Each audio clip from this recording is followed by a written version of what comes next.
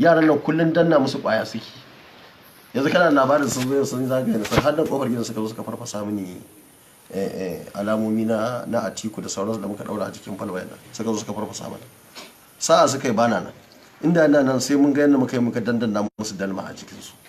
Ba yadda za ka zo kofar gida kai min iskanci, ka zo kofar gida na dan kai ka sha kwaya, ka zo ka ce za ka yi an baka wani da kai da abin nan. Da su da iyayen gidan nasu da mun ci mutuncinsu. Sa'a suka yi ma yanzu wannan abubuwan da suka fito da shi mun yi katanga mai kyau. In ya dame mu har cikinsa za mu je mu kamo shi kansa gwamna. Ina gaya maka wannan. Da mu da shi da ɗan takara daidai suke yanzu, daidai da 'yan takara abda da wacce jama'iyya ce duk ɗaya ne. Ba wanda zai kawo mana rashin mutunci a Kano. Mu kyale shi. Wannan jihar tamu ce. Ko da na zauna a Abuja shekara 3 da rabi, zaɓi na ne ba zaɓinsu ba.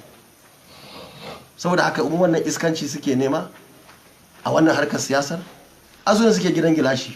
To amma sun ce ai abubuwa su ma sun faru akan abubuwan su watakila a wannan yakin neman zaben da ake Dr. Rabi Musa Kwankwaso na faffasa musu su ma gurare da ake yan Kwankwasiya ba sa tsokana. Mun gaya musu kar ku tsokana, amma fosta ɗaya da aka taba mana ko bana ko wani abu to ai sauka ne. Za a mai da raddi. Kwarai da gaske, ɗaya bakin 100. Da yawun Dr. Rabi Musa Kwankwaso. Kwarai da gaske. Ai ba za mu kyale su ba.